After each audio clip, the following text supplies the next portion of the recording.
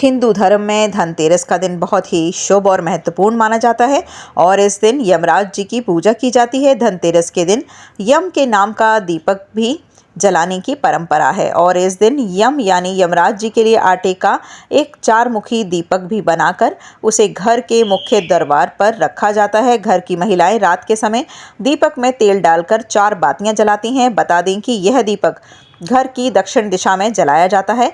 दीपक जलाते समय दक्षिण दिशा की ओर मुख करके यह प्रार्थना की जाती है कि जिससे हमारे घर में कभी भी किसी की अकाल मृत्यु ना हो।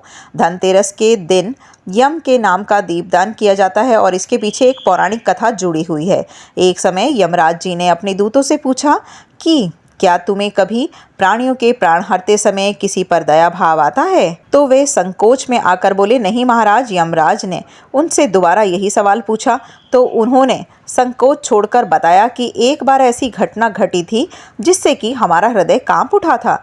एक बार हेम नाम का राजा की पत्नी ने एक पुत्र को जन्म दिया तो ज्योतिषियों ने नक्षत्र गणना करके बताया कि जब इस बालक का विवाह होगा तो उसके 4 दिन बाद ही इसकी मृत्यु हो जाएगी। यह जानकर राजा ने बालक को यमुना तट की गुफा में ब्रह्मचारी के रूप में रखकर बड़ा किया। एक बार जब महाराज हंस की युवा बेटी यमुना तट पर घूम रही थी तो उस ब्रह्मचारी बालक ने मोहित होकर उससे गंधर्व विवाह कर लिया, लेकिन विवाह के चौथे दिन ही वह राजकुमार मर गया। पति की मृत्यु देखकर उसकी पत्नी बिलख बिलख कर रोने लगी और उस नवविवाहिता का विलाप देखकर हमारा यानी यमदूतों का हृदय कांप उठा। तभी एक यमदूत ने यमराज जी से पूछा कि क्या अकाल मृत्यु से बचने का कोई उपाय नहीं है? यमराज बोले कि एक उपाय है।